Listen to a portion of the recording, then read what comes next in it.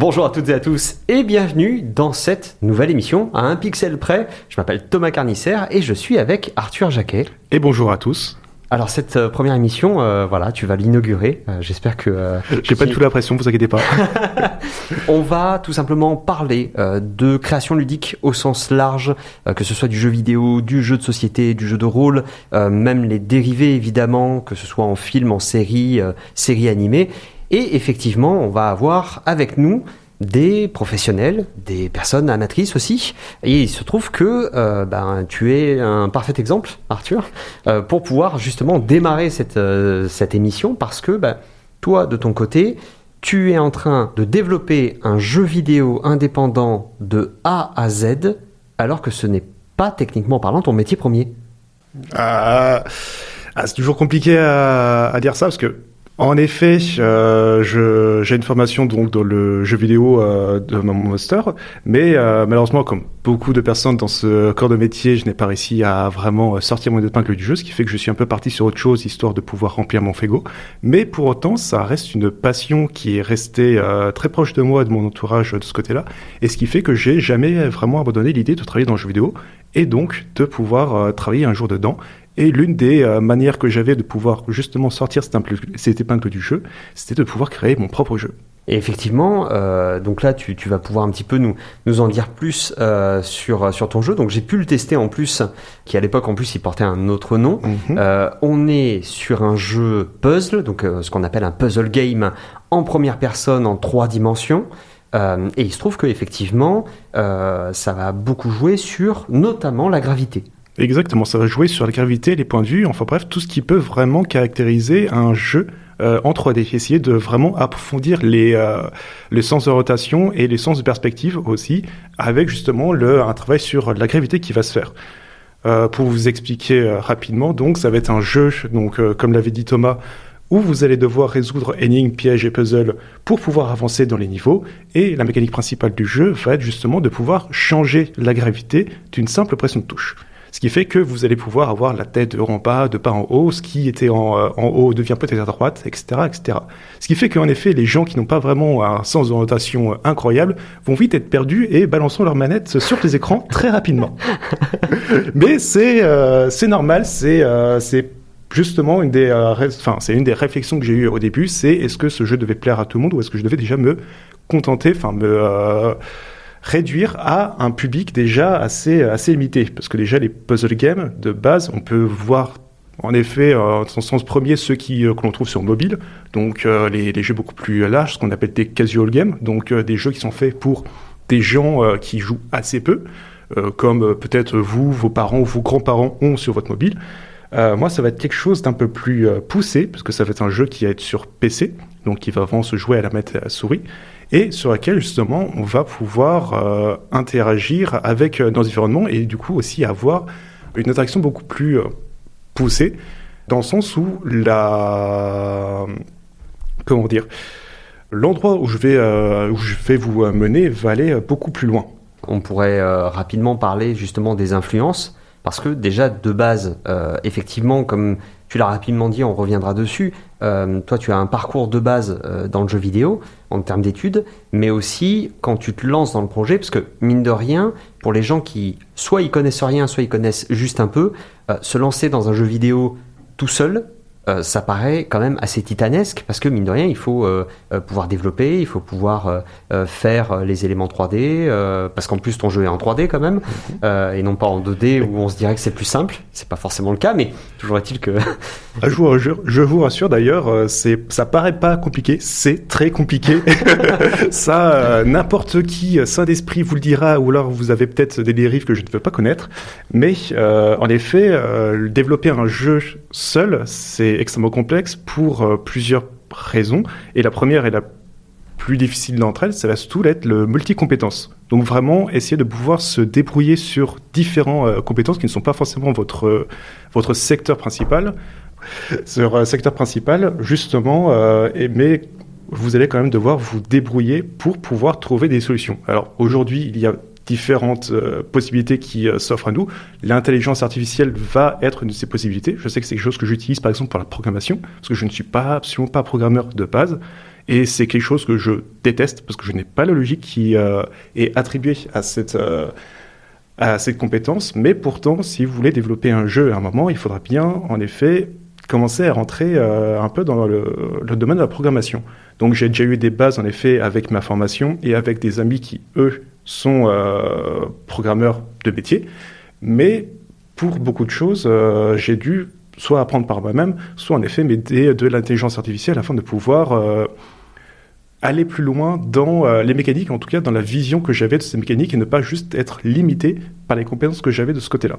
Parce que justement, quand on analyse un petit peu, là on est sur un jeu donc qui est en cours de développement, à l'état de prototype. Il y a déjà eu plusieurs versions. Ma question, ça va se porter justement sur le tout début du projet.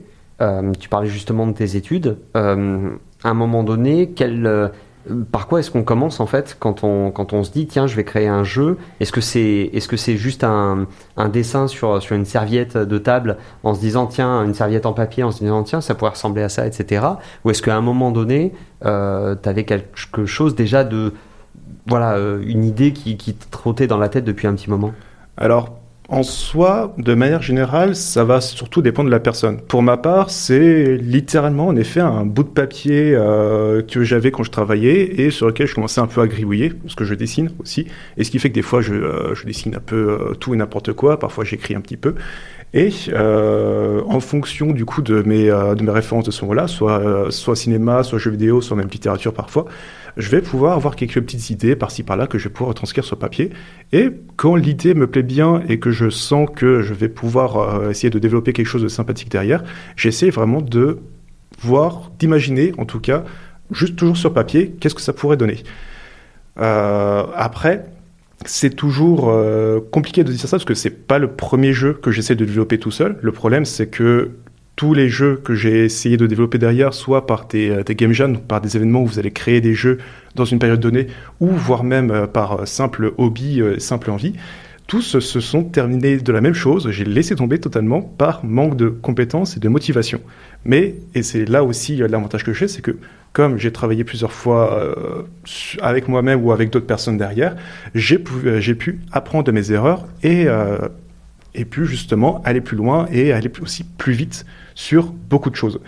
Donc, je trouvais que je savais déjà un peu développer sur un moteur de jeu qui s'appelle Unity. Donc, vous en avez plusieurs qui sont sur le marché, Unreal, Godot, etc. Unity étant celui sur lequel j'ai été formé de base, donc celui donc pour lequel je vais aller pouvoir aller plus vite et plus loin derrière, sans pouvoir réapprendre en tout cas le logiciel.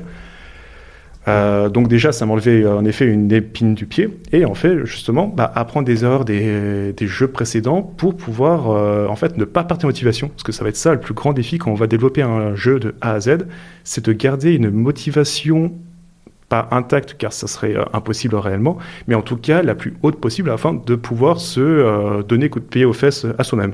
Ce qui en soi est un peu imagé, mais parfois vous allez devoir en fait justement faire des sacrifices, justement des soirées où vous vous dites que vous allez être peinard dans votre lit ou dans votre canapé. Et ben moi, à la place de ça, je vais dire non, je vais essayer d'avancer sur mon jeu, sur mon projet, de dire écoutez, le lit ça sera pour plus tard, mais c'est pas en restant sur les problèmes que j'ai, ou en tout cas sur les peu de compétences que j'avais à ce moment-là, que je vais pouvoir avancer. Et ça va être au fur et à mesure où je vais essayer de découvrir des chaînes YouTube qui vont essayer de m'apprendre des choses, l'intelligence artificielle, comme je l'avais dit, qui m'a aidé sur pas mal de côtés, ou voire même en fait essayer de jouer à des jeux auxquels vous ne joueriez pas de base, mais qui va vous donner en fait des idées ou des références que vous allez pouvoir réutiliser plus tard dans vos propres créations. Et effectivement, par rapport à cette partie-là de rester motivé, c'était François Bertrand de La Moutarde, qui est un studio qui a sorti le JRPG, donc le jeu de rôle Terra Memoria sur PC, donc un gros morceau pour un petit studio de sortir ce type de jeu-là, c'est quand même quelque chose d'assez important. Et il a dit dans une des interviews justement que c'était quand il avait fait le deuil du jeu de ses rêves qu'il avait réussi à sortir un bon jeu. Est-ce que justement, par rapport à ce que tu disais juste avant, tu souscris à ça ? Ah, bien sûr, parce que quand vous commencez à imaginer les choses, vous voyez toujours ça en grand, vous voyez toujours ça en immense, en vous disant que vous avez un budget limité, que votre jeu va être le prochain Assassin's Creed qui va pouvoir sortir derrière. Le problème, c'est que la réalité vous rattrape très vite, de manière assez brutale. Donc, en effet, vous avez facilement du rêve à la réalité qui va se faire et ça peut être très démotivant de ce côté-là, c'est sûr. Mais c'est là où aussi il faut garder espoir et motivation, c'est que, en effet, vous allez avoir beaucoup de jeux qui vont sortir, qui vont être meilleurs que vous, enfin, meilleurs que le vôtre, en moins de temps, avec plus de budget, etc. Mais il faut aussi se dire que c'est partout la même chose dans n'importe quel groupe de création. Vous pouvez voir dans le cinéma, vous pouvez voir dans la peinture, vous pouvez voir dans n'importe quoi. Il y a toujours meilleur que soi, mais le but ce n'est pas d'être toujours le meilleur, c'est de faire quelque chose qui plaît et qui va plaire. C'est ça surtout le plus important. Si vous aimez jouer à votre propre jeu, déjà vous allez avoir quelque chose qui va être beaucoup plus facile sur le travail derrière. Parce que en fait, si vous aimez ce que vous faites, déjà, ça vous enlève une grosse épine du pied et juste, vous aimez ce que vous faites. Donc, vous n'avez pas forcément l'impression de travailler. En effet, parfois, c'est comme des montagnes russes. Vous allez avoir des hauts et des bas. Vous allez avoir des choses qui vont vous faire arracher les cheveux. J'ai failli devenir chauve à cause de ça. Il y a des fois où vous allez prendre un tel plaisir que vous n'avez pas regardé l'heure et à 3h du mat, vous vous dites qu'en fait, vous travaillez demain matin à 8h et que vous n'avez plus assez de sommeil pour ça. Ça m'est déjà arrivé. Mais oui, vous allez avoir des hauts et des bas. Et en effet, jeu de ses rêves, au revoir, ça c'est sûr. Encore récemment, j'ai mes petites feuilles de route en fait que j'essaie de mettre à jour, soit par écrit, soit sur internet, enfin sur ordinateur, etc. Histoire de pouvoir toujours garder une trace, parce que tout ce que j'imagine n'est pas forcément toujours dans ma tête. Il faut que je l'écrive pour pouvoir m'en souvenir, surtout que j'ai une mémoire de poisson rouge. Et surtout, à partir de ce moment-là, en fait, vous allez pouvoir avoir une idée de l'ensemble général de ce que va être votre jeu, et vous allez pouvoir en fait faire des choix sur qu'est-ce qui va être vraiment important dans votre jeu, qu'est-ce qui va être le cœur de jeu, et justement qu'est-ce que vous allez pouvoir enlever pour toujours garder ce cœur intact. Et ça, c'est surtout ça qui est important, c'est que tant que le cœur de votre jeu, donc ce que vous voulez procurer, soit juste perdre le sens de la gravité aux gens ou juste qu'ils prennent juste un plaisir mais pendant 10 minutes, il faut que justement garder cet esprit en tête, même que vous l'imprimiez, que vous le mettiez au-dessus de votre ordinateur pour vraiment l'avoir toujours en tête, mais qu'à chaque fois que vous ayez un questionnement, que vous ayez un choix à faire, vous regardiez ça, vous disiez qu'est-ce qui serait le mieux pour rester dans le cœur de mon projet, le cœur de mon jeu. Et c'est à ce moment-là où justement vous allez éviter un gros problème qui va se jouer très souvent, et quel que soit votre niveau, c'est de travailler pour rien. Vous allez toujours travailler pour rien à un moment donné. Parce que vous ne le savez pas encore, soit parce que vous voulez tester les choses, mais vous allez en effet travailler parfois pendant 2 mois sur une mécanique que vous trouvez incroyable, mais au fur et à mesure que vous avancez de votre projet, vous vous rendez compte que cette fameuse mécanique, donc cette règle du jeu, ne va plus être vraiment au cœur de ce que vous voulez procurer. Et c'est un peu comme tout et n'importe quoi. Si vous essayez de rentrer ce mécanique, quel que soit en fait son impact de derrière, tout de suite votre jeu va en pâtir et vous-même vous allez perdre en fait de cette motivation. Alors que si de base vous arrivez à sacrifier cette idée, pas forcément à juste la mettre à la poubelle, mais en tout cas à la garder de côté, tout de suite vous allez pouvoir en fait avancer sans perdre de temps sur les menus détails ou sur des choses qui justement vont vous demander beaucoup plus de travail que juste l'abandonner derrière. Il y a une idée de hiérarchiser ces idées Exactement. Et aussi les mises en œuvre en ne se surestimant pas non plus et en ne sous-estimant pas les problèmes que ça pourrait poser. C'est ça. Justement, moi j'aimerais revenir sur la partie pluridisciplinaire où à un moment donné, quand on commence typiquement sur un jeu vidéo, typiquement chaque corps de métier a son point de départ. C'est-à-dire que typiquement, on va avoir un game designer qui va commencer à travailler sur les mécaniques de jeu avec potentiellement ce qu'on appelle les 3C,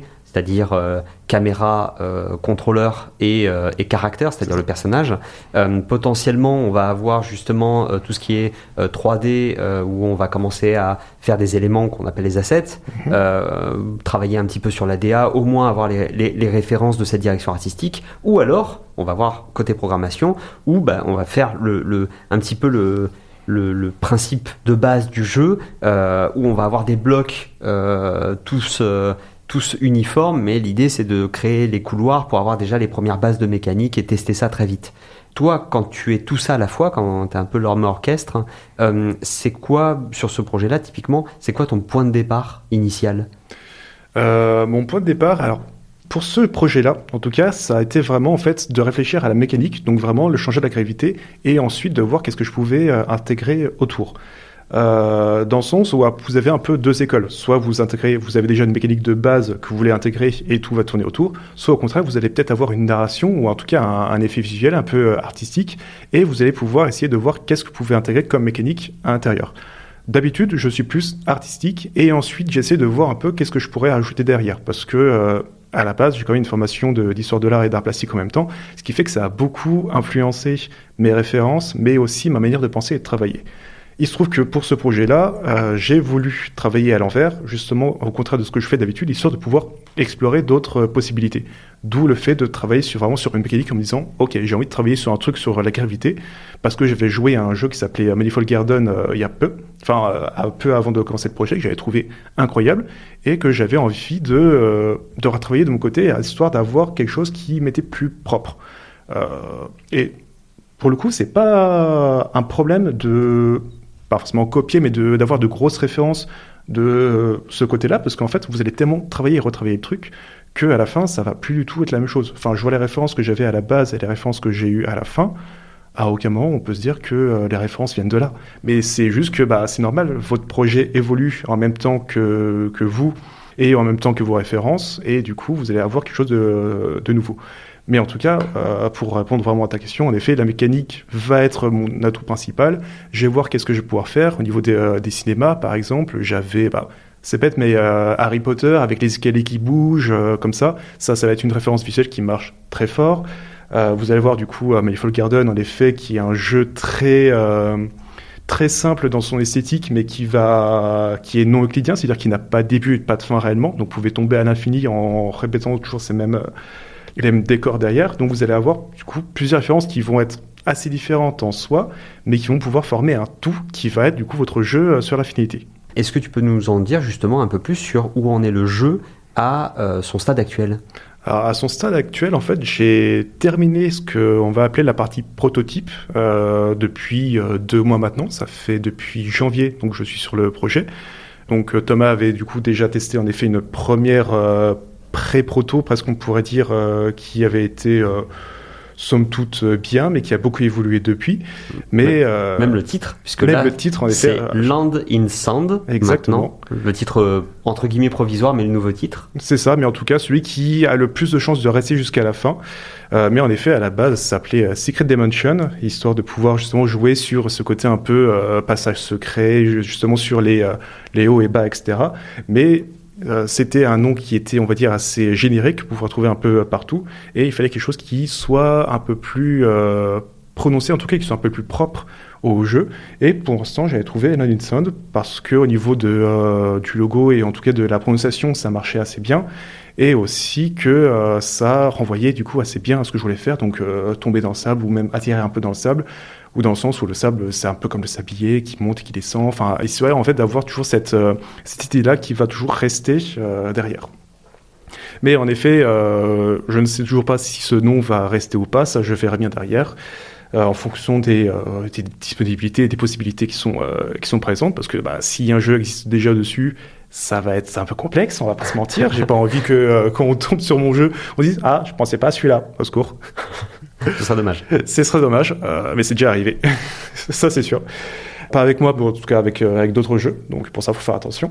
Mais en tout cas, là, donc en effet, la version prototype du coup qui essaie que je fais tester en ce moment à des événements ou à des conventions et du coup terminée entre guillemets, dans le sens où vous allez avoir les mécaniques principales qui vont y être présentes. Et je suis en train de travailler du coup sur la version finale du jeu, donc avec vraiment ces petites feuilles de route sur du papier, avec mes petites colonnes, avec vraiment mes mécaniques que je veux intégrer dans chaque level, donc avec chaque niveau, quelles vont être un peu ses spécificités, etc. Et je rebondis un peu sur ce qu'on avait dit tout à l'heure, dans le sens le jeu rêvé et dur à la réalité, c'est qu'au début j'avais, je pense, une dizaine de niveaux que j'avais un peu imaginé comme ça. Et je me suis rendu compte, avec le temps que je passais sur déjà un seul, que 10 niveaux, ça allait être horrible. Et surtout que dans 6 ans, j'y étais encore. Et j'ai pas envie de mentir, je ne veux pas y être encore dans 6 ans. Je pense que la motivation serait mort, ce qui fait qu'en fait, au fur et à mesure, je cut totalement, j'enlève totalement des niveaux, histoire de pouvoir faire des mélanges. Et histoire de me dire, ok, 3-4 niveaux, pour ce que j'avais en tête justement à la base, ça me paraît bien. Et je vais pouvoir en fait me focus, et surtout, ça me paraît déjà beaucoup plus atteignable au niveau de moi et de mes compétences, et au niveau du temps que je souhaite aussi attribuer derrière. Et justement, par rapport à ça, tu as parlé notamment du fait depuis le début de l'émission, on est sur notamment le côté pluridisciplinaire. Il y a eu des difficultés forcément techniques. Est-ce que est-ce que ça t'a fait changer de direction ou est-ce qu'au contraire, ça t'a créé des nouvelles opportunités? Puisque souvent, on dit la contrainte, c'est de là que naît la créativité. Est-ce que tu serais d'accord avec cette assertion? Alors, je serais d'accord, et pourtant je ne le fais pas, parce que je suis quelqu'un d'extrêmement têtu, qui aime que ce qu'il a en tête soit la réalité. Donc, c'est un peu contraire à ce que je vous ai dit, et c'est pas forcément que ce soit faux, c'est juste que il faut aussi un peu, des fois aussi, se donner les moyens de concrétiser ces idées. C'est que je vais vraiment essayer d'avoir une idée en tête et d'essayer de l'impliquer dessus. Si au bout, par exemple, de 2 semaines que je vais me donner, je vois que l'idée ne marche pas, ou en tout cas n'arrive pas à être mise en place, dans ce cas-là, je vais essayer de réfléchir différemment à la manière de l'implémenter. En effet, des fois, ça va être l'ensemble général qui va changer, mais le résultat, celui que je cherchais réellement, va être le même. Et parfois, par un coup du sort hasard, parce que des fois, la programmation, c'est ça aussi, c'est une fois sur deux, ça marche, des fois, ça marche pas. Et là, ça marchait très bien. Eh bien, je vais laisser comme ça aussi. Pas plus tard que ce matin, je travaillais encore sur, on va dire, des transitions de mécanique qui se faisaient derrière. Encore une fois, à m'en arracher les cheveux. Et des fois, c'est juste en changeant deux, trois noms, ou en tout cas 2-3 objets qui vont être dans le jeu, que tout va marcher. Donc, c'est là aussi où ça va être un peu étrange, c'est que il faut aussi savoir se dire stop sur à quel point est-ce que vous voulez intégrer cette mécanique, mais il faut aussi du coup savoir à quel point est-ce que vous pouvez et vous voulez vous donner les moyens de faire en sorte que ça marche derrière. Et c'est là où va être tout l'enjeu et auquel aussi va beaucoup jouer la motivation de ce côté-là, c'est qu'il faut garder la tête froide dans le sens où vous allez devoir vraiment imaginer quelles sont les possibilités, quelles sont vos options qui vont vous être données. Est-ce que ce que vous faites est bien? Est-ce qu'il n'y a pas d'autre façon plus simple de le faire? Et potentiellement faire des choses en effet simples et revenir dessus derrière quand vous avez peut-être acquis plus de compétences sur le jeu. Parce que clairement, les compétences que j'avais au début du jeu et les compétences que j'ai maintenant sont totalement différentes, ce qui fait qu'en effet, il y a énormément de choses que j'ai dû retravailler, que je vois rien qu'au niveau du prototype qui n'est pourtant pas vieux de plus de 3-4 mois. Et aujourd'hui, il y a énormément de choses qui ont évolué derrière. Et justement, par rapport à ça, il n'y a pas que le prototype qui évolue. Effectivement, tu l'as dit aussi, toi aussi. À un moment donné, on est sur comme tu le disais, voilà, après le travail, un petit peu les soirs, etc. Donc il y a un côté hobby finalement. Mm-hmm. Sauf qu'à un moment donné, il y a une frontière qui est finalement très mince entre le hobby et le projet entre guillemets sérieux, etc. Il y a plein de gens qui nous écoutent ou qui ont déjà eu ou qui sont en train d'avoir un projet à côté du travail qui en fait est tout à fait sérieux et qu'ils aimeraient pousser. Là, à un moment donné, toi, tu as eu justement un point de bascule entre ce moment où tu dis bon, je vais tester un truc et le moment où tu dis bah là, j'aimerais bien le pousser pour proposer au moins mes 4 niveaux terminés. Bah.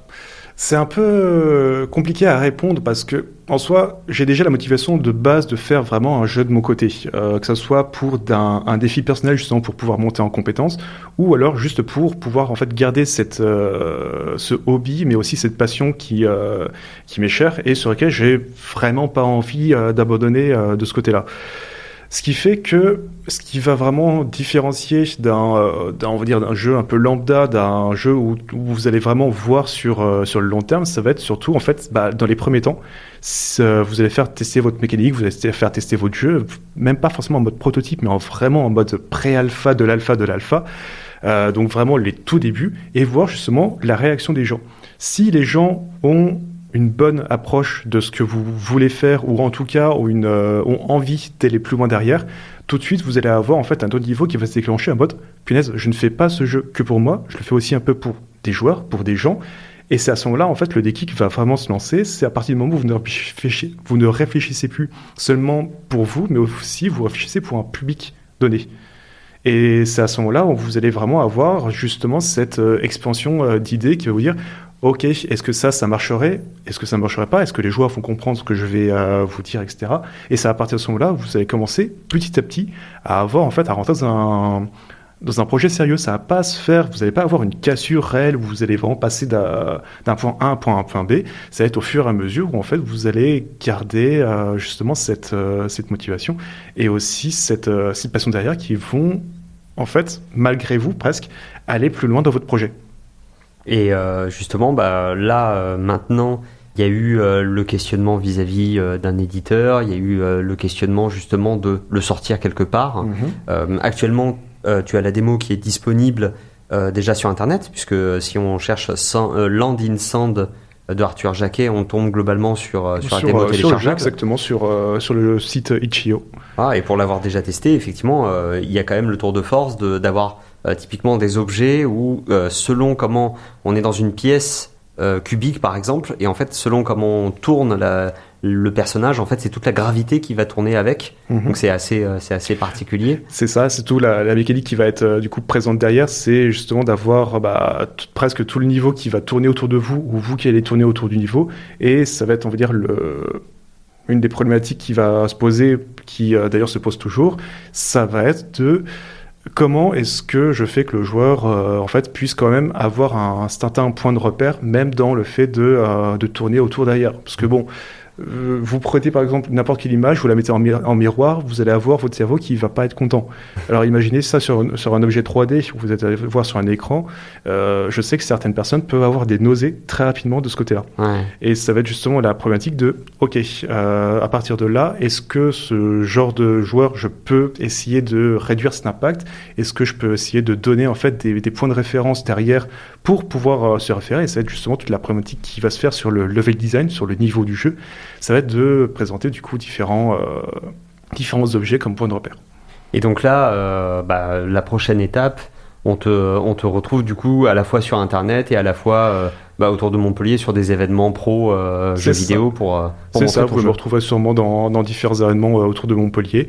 Avec un peu de chance, j'aurais peut-être sorti mon jeu, qui sait, incroyable. J'aurais peut-être trouvé un éditeur qui m'accepte volontiers, même si j'avoue que c'est toujours une question extrêmement complexe, surtout quand on est solo développeur de ce côté-là. Justement à cause de la montagne de choses qu'il y a à savoir et à connaître derrière.